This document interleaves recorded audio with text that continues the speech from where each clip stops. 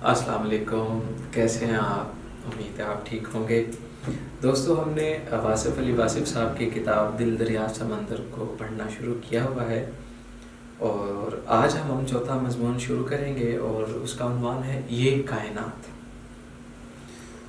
تو واصف صاحب کی جیسے کہ ہم ابھی سنتے آ رہے ہیں، آپ نے دیکھا ہوگا کہ بہت سارے مشکل مسائل زندگی کے، عقیدتوں کے بہت سادہ لفظوں میں بیان کیے اور بہت ساری مشکلوں کو حل کرتے ہیں تو یہ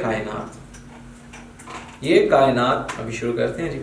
یہ کائنات جہاں آئینہ جمال ہے، یہ کائنات جہاں آئینہ جمال ہے، وہاں یہی کائنات مظہر صفات الہی اور مظہر صفات انسانیہ ہے کہ اللہ کی صفات بھی یہیں پر ظاہر ہو رہی ہیں اور انسانوں کی بھی۔ کائنات میں رونما ہونے والا ہر واقعہ، ہر عمل اور ہر کرشمہ انسان کی داخلی و ذاتی کائنات میں منعکس ہوتا ہے۔ سیاروں اور ستاروں کی چال اور رفتار سے لے کر ایک معمولی سی چیز، حقیر چیز چیونٹی تک، ہر شے اپنے اندر ایک عجیب پیغام رکھتی ہے۔ ہر شے ایک علامت ہے، استعارہ ہے، خوبصورت علامت، اور ہر شے میں ایک استعارہ ہے، ایک بامانی استعارہ۔ یہ کائنات مرکہ نور ہے۔ اس پر بہت کچھ لکھا جا چکا ہے۔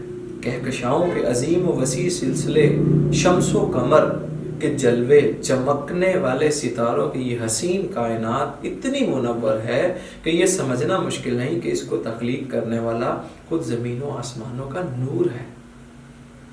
اتنی روشن کائنات ایک روشن دلیل ہے اپنے نورانی خالق کی، جس نے اس کو بنایا ہے۔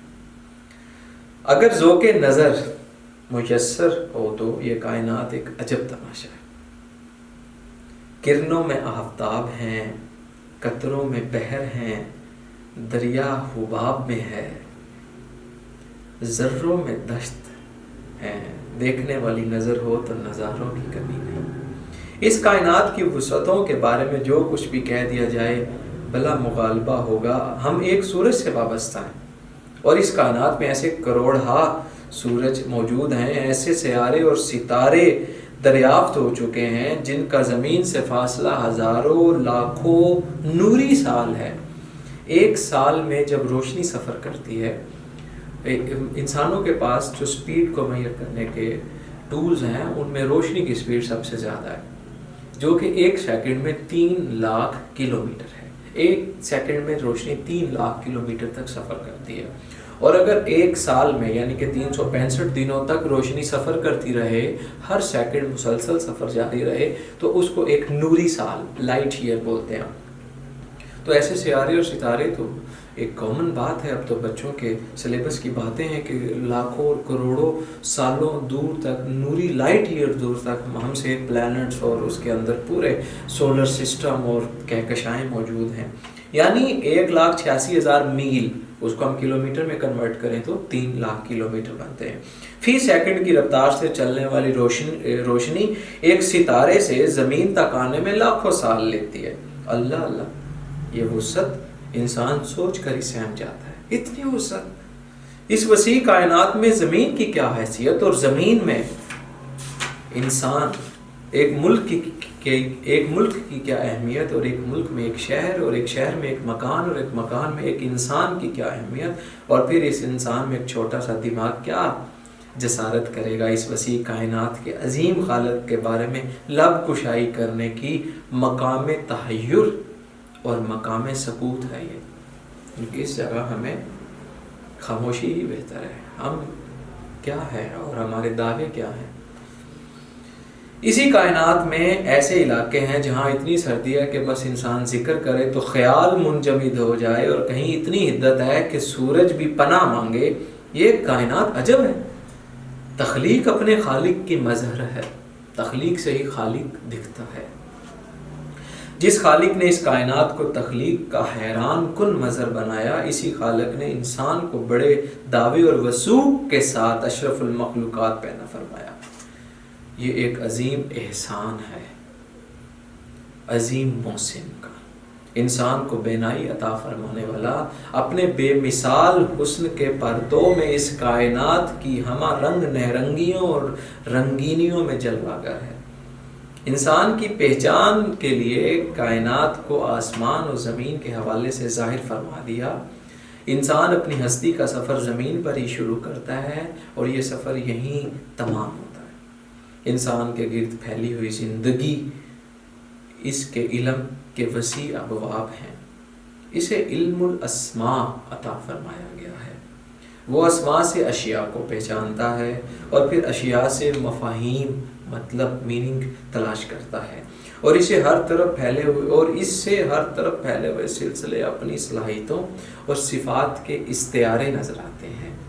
انسان کی کائنات حسین و جمیل علامتوں کی کائنات ہے۔ یہی وہ راز ہے جو انسان کو جاننے والا بناتا ہے۔ انسان ظاہر سے باطن، باطن سے ظاہر کا سفر کرنے کے لیے پیدا کیا گیا۔ وہ وجوہ سے نتائج، وجہ ریزن سے رزلٹ تک جاتا ہے، نتائج تک، اور نتائج سے وجوہ ریزنز تلاش کرتا ہے۔ وہ ہر شے کے اندر پنہاں اس جوہر کو ڈھونڈتا ہے جو اس شے کی پہچان ہے، ریئلٹی آف تھنگز۔ اس شے کا راز ہے، اور یہ راز اور یہ جواہر اور یہ صفت انسان کی اپنی کسی صفت کا مظہر ہوتی ہے کہ وہ کسی کو ڈھونڈتے ہوئے خود کو ڈھونڈ رہا ہے اور خود کو ڈھونڈتے ہوئے خدا کو ڈھونڈ رہا ہے۔ شعر و ادب کی دنیا میں انسان نے مظاہر فطرت کو استعاروں اور علامتوں کے روپ میں شامل کیا ہے، اور اس طرح اس نے جہاں اپنی زندگی کو پرلطف بنایا، وہاں اس نے ہر ذی جان اور بے جان شے کو اسم دیا اور اس کے معنی عطا کیے۔ پہاڑوں کو انسان نے اپنے عزم کا مظہر بنا کہ ہم اتنے، ہمارا عزم، ہماری ہمت اتنی بڑی ہے پہاڑوں جیسی۔ نہ بدلنے والا اٹل ارادہ، پہاڑوں کی طرح اپنی جگہ سے نہ ہلنے والا۔ اللہ نے بھی ارشاد فرمایا کہ پھر تمہارے دل سخت ہو گئے جیسے وہ پتھر، حالانکہ میں نے پتھروں سے بھی نہریں جاری کی ہیں۔ گویا پتھر سے دریا کا نکلنا ایسے ہے جیسے سخت دل انسان کا دل بھر آنا اور آنسو کا بہہ جانا۔ دریا کو زندگی کا دریا کہا گیا جو موت کے سمندر میں ڈوبتا ہے۔ ہر دریا آخر کار تاریک سمندر میں گر جاتا ہے۔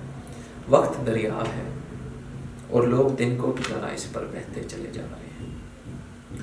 دشت و صحرا کو بھی عجیب معنی ملے، دشت جنون، دشت وحشت، یادوں کا صحرا، بچھوڑے کا تھل، دشت فرقت، اور پھر صحرا کی پیاس، یہ سب اہل ذوق کے پر مغز استعارے ہیں۔ سمندر کو ہستی کا آغاز و انجام کہا گیا۔ انسان بادلوں کی طرح سمندر سے آتا ہے اور واپس سمندر کو چلا جاتا ہے کہ یہی اس کا گھر ہے، یہی خالق ہے یا مظہر تخلیق ہے۔ سمندر یا کلزم سے بڑے معنی وابستہ ہیں، بڑے استعارے ہیں، بڑی علامتیں ہیں۔ سمندر روح ہے، نصف شب کو جاگتا ہے، طوفان میں ہو تو کناروں کو اڑا دے، پرسکون ہو تب بھی گہرائی کی وجہ سے پرخوف ہو۔ سمندر مراد کو باہر نکال پھینکتا ہے، سمندر مردار کو باہر نکال پھینکتا ہے۔ اس کے باطن میں خزانے ہیں موتیوں کے، زندگی کے، اور اس کے اندر انسان کے لیے بڑے علوم ہیں۔ جب تک سمندر زندہ ہے زندگی ختم نہیں ہو سکتی۔ سمندر گہرا ہے، کڑوا ہے، ناقابل تسخیر وسعت کو سمندر کہا گیا۔ فیاضی اور علم کے پیکر کو سمندر کہتے ہیں۔ کلزم رحمت وسیع وہ بے پایا صفت الہی ہے، اور پھر سمندر خاموش ہو گیا، یعنی کہ محبت کی امواج میں ٹھہراؤ کا مقام۔ موج کے نام سے کتنا ہی لٹریچر موجود ہے، لہر۔ آئیں دیکھیں انسان نے اپنے گرد رہنے والے جانوروں سے کیا حاصل کیا، جانداروں سے کیا حاصل کیا، انہیں کیسے کیسے معنی دیے، ان سے کیا کیا سبق اور عبرت اور نتیجے نکالے۔ پرندوں کی دنیا میں شاہین کو لیجئے، مرد مومن ہی شاہین ہے۔ پرندوں کی دنیا کا درویش ہے، آشیانہ نہیں بناتا، بلند پرواز ہے، بلند نگاہ ہے، پہاڑوں کی چٹانوں میں رہتا ہے، قصر سلطانی سے گریز کرتا ہے، اور ایک مرد حر کی صفات عالیہ ہیں۔ یہ ساری صفات مرد حر کی صفات ہیں۔ ایک آزاد قوم کے لیے شاہین ایک بہت بڑا استعارہ ہے۔ सूरज को निगाह में नहीं लाता, मर जाए तब भी ज़मीन पर नहीं गिरता, उसकी निगाह आसमानों पर रहती है, उसका रिज्क साले और पाकीज़ा है, यानी कि ज़िंदा कबूतर शिकार करता है, शाहीन मान के नहीं खाता, काने है, गैरत वाला है, मुतवक्किल है, कवी है, झपटता है, पलटता है, ऊन खरम रखता है, निगाह तेज रखता है, दरवेशी में बादशाही करता है और बादशाही में दरवेशी करता है। इकबाल का शाहीन ही इकबाल का मर्द मोमिन है। इकबाल ने जवानों में उकाबी रूह के बेदार होने की दुआ की है। उकाबी रूह का काम है, उकाबी रूह का काम है आसमानों की तरफ परवास करना, और फिर शहबाज लामकान, शहबाज तरीक़त, शहबाज ख़ताबत, और फिर हमारे शाहीन यानी हमारी एयरफोर्स। एक परिंदे ने क्या नहीं दिया हमें, यानी कि खुद ही का तर्जुमान है, यही महरम लामकान है। एक परिंदे के इतने इस्तिआरे, इतनी बातें, यही फातेह ज़मानो मकान है, यही शाहीन राज़ हस्ती का राजदां है। शाहीन भूख से मर जाता है लेकिन मुर्दार नहीं खाता, हराम नहीं खाएगा। शाहीन सिफाते मोमिन का मज़हर है और खुद ही का निगहबान है। इंसान की खुद शनासी को परिंदों ने बड़ी आसानी अता फरमाई। गिद्ध या करगस, इस पर क्या कुछ नहीं लिखा जा चुका, अंदाज़ा करना मुश्किल है। आज के अदब में गिद्ध एक अजीम इस्तिआरा और अलामत बन के ज़ाहिर हुआ है। एक ड्रामे में एक मंज़र दिखाया गया कि एक अमीर आदमी मर रहा है और इसके रिश्तेदार उसके पास खामोश बैठे हैं। कट करके दूसरा मंज़र पेश किया गया कि एक वीराने में एक घोड़ा मर रहा है और उस पर गिद्ध मंडला रहे हैं। अब आप गिद्ध के बारे में अंदाज़ा लगा लें, गिद्ध की बुलंद परवाज़ी मुर्दार की तलाश में होती है हमेशा। जिन दरख्तों पर दिन के वक्त चमगादड़ उल्टे लटकते हैं, इन्हीं दरख्तों पर रात को गिद्धों का बसेरा होता है। ये ताल्लुक और तकर्रुब भी बड़ा बामानी है चमगादड़ का और गिद्धों का। गिद्ध की मुर्दार खोरी फिजा को आलूदगी और तायुन से भी बचाती है, डिकम्पोजिशन तेज हो जाती है। बहरहाल इंसानों की दुनिया में करगस सिफ्त लोग मौजूद रहते हैं और करगसी अमल भी जारी रहता है। कबूतर और फाख्ता अमन के निशानात हैं, ये सुलह और अमन के इस्तारे हैं। तोता एक ऐसा परिंदा है जिस पर बड़े बड़े अदीबों ने बहुत कुछ लिखा है। मौलाना रूम ने एक तोते की कहानी लिखी है और एक सौदागर ने पिंजरे में एक बोलने वाला तोता रखा हुआ था। सौदागर अगर सफ़र पर जाने लगा तो इसने तोते से पूछा कि तेरी कोई ख्वाहिश। तोते ने अपने गुरु तोते को पैगाम भेजा कि आज़ाद फिजाओं में रहने वालों, गरीब कैदी का सलाम कबूल करो। सौदागर ने पैगाम दिया, गुरु तोता सुनकर मर गया और साथ ही सारे तोते गिर कर मर गए। सौदागर ने यही अफसोसनाक खबर अपने तोते को आकर बताई, वो भी मर गया। सौदागर ने इसे पिंजरे से निकाल कर फेंक दिया। वो तोता उड़ गया और बोला, ए सौदागर, मेरे गुरु ने मेरी फरियाद पर मुझे रिहाई का यही रास्ता बताया था कि मरने से पहले मर जाओ, आज़ाद हो जाओगे। बस ये है वो राज जो गुरु मुरीद को देता है। बहरहाल तोता इल्म का बहुत बड़ा जरिया है। एक मामूली सा कौवा भी लिटरेचर का हिस्सा बन गया। कागा एक पैगाम है किसी आने वाले का। कागा पर बोलता है, कां बनेरे पर बोलता है और फिर परदेसी घर आ जाते हैं। कौवा मुनाफिक नहीं, अंदर बाहर से काला है, जबकि बगला मुनाफिक है, बाहर से सफ़ेद और अंदर से बद। मछली के इंतज़ार में मसरूफ़ इबादत नज़र आता है। कुमरी, तीतर और चकोर आवाज़ों के इस्तिआरे हैं। अल्लाह का कसरत से जिक्र करने वाले लोग इन आवाज़ों का बहुत एहतराम करते हैं। मोर नफ्स का वो मकाम है जहाँ इंसान अपने रंग पर ही मस्त हो जाए। ज़ाहिर परस्त इंसान मोर है, अना का मारा हुआ। इसी तरह जानवरों में शेर को लें, अल्लाह का शेर यानी असदुल्लाह एक मकाम है, एक सिफ्त है, एक अंदाज है। ज़रबे युदल्ला का शेर रब्बानी एक लक़ब है, एक रूहानी मकाम है। شیر خواب میں نظر آئے تو روحانی فیض کی دلیل ہے. شیر خواب میں نظر آئے.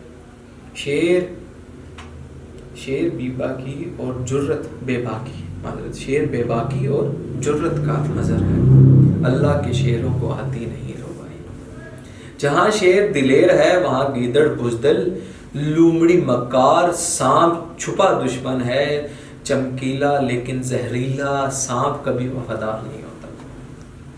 وفا کے باب میں کتے اور گھوڑے کا ذکر آتا ہے. کتا اگر کتے کا بیری نہ ہوتا تو کبھی نجس نہیں ہوتا. گھوڑے کو لٹریچر میں بڑا حصہ ملا ہے. غالب نے 2 اشعار میں گھوڑے کی زندگی اور موت، گھوڑے کو زندگی اور موت سے تعبیر کیا ہے. زندگی کا سرکش گھوڑا سر پٹ توڑ رہا ہے. انسان سوار تو ہے لیکن بے بسی کا یہ عالم ہے کہ ہاتھ باغ پر ہے نہ پاؤں رکاب میں. انسان کا ایک پاؤں ہوس کی زمین پر گڑا ہوا ہے اور دوسرا پاؤں موت کے گھوڑے کے رکاب میں ہے. زندگی اور موت کو بیان کرنے کے لیے گھوڑے سے کیا فائدہ اٹھایا گیا ہے؟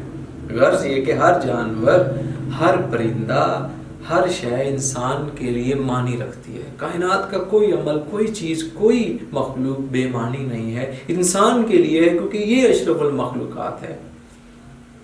انسان غور کرے تو یہ کائنات علم کے وسیع خزانوں سے مالا مال نظر آئے گی. انسان کو اپنا پرتو اور اپنے خالق کا جلوہ اسی کائنات میں نظر آئے گا. یوسف کے خواب میں آنے والے 11 ستارے، چاند اور سورج اس کے اپنے بھائی اور ماں باپ تھے. سبحان اللہ، یہ علم اس نے خود عطا کیا ہے جس نے انسان کو شاہکار تخلیق بنایا. انسان کو شرف بخشنے والے نے انسان کو علم عطا کیا. کائنات کا علم، کائنات کی اشیاء کا علم، کائنات کی زندگی اور اس کے حسن کا علم. یہ کائنات آئینہ ہے انسان کی اپنی کائنات کا. ہر طرف انسان کی اپنی صفات پھیلی ہوئی ہیں. آپ اچھے، آپ کو اچھے لوگ نظر آ رہے ہیں، برے آپ کو برے مل رہے ہیں. اپنی صفات نظر آ رہی ہیں. انسان غور کرے تو اسے معلوم ہوگا کہ یہی کائنات انسان کا باطن ہے اور انسان اس کائنات کا باطن. یہ کائنات ایک کھلی کتاب ہے جس میں کوئی شک نہیں. حقیقت ہی حقیقت ہے، معنی در معنی، استعارہ در استعارہ، علامت در علامت. انسان کی کائنات حسن کی کائنات کا خوبصورت عکس ہے. انسان کی کائنات حسن کائنات کا خوبصورت عکس ہے. چاند محبوب ہے اور چاندنی محبوب کی یاد. چاند دور ہو تو چاندنی پاس ہوتی ہے، چاند پاس ہو تو چاندنی ختم ہو جاتی ہے. پھول دل میں بسنے والا دوست ہے اور کانٹا آنکھوں میں کھٹکنے والا رقیب. غرض یہ لامحدود جلوہ کائنات میں موجود ہے. انسان کی تلاش کے لیے اور تلاش ذات کے لیے اسی کائنات میں ایک مخفی اور حسین کائنات ہے. جب آپ چیزوں کو، ہونے والے واقعات کو، مخلوق کی حرکت کو ایک بامعنی طریقے سے دیکھتے ہیں کہ خدا کی طرف سے ہیں اور پازیٹیولی اس میں سے کچھ حاصل کرنا چاہتے ہیں، تو اسی کو کہا گیا ہے کہ ایک کائنات میں ہی نئی کائنات ڈھونڈ لینا، ایک زندگی میں ہی نئی زندگی، معنوں میں ہی نئے معنی ڈھونڈ لینا. معنی کی کائنات، جلووں کی کائنات، انسان غور تو کرے. السلام، جزاک اللہ، شکریہ جی، دعاؤں میں یاد رکھیے.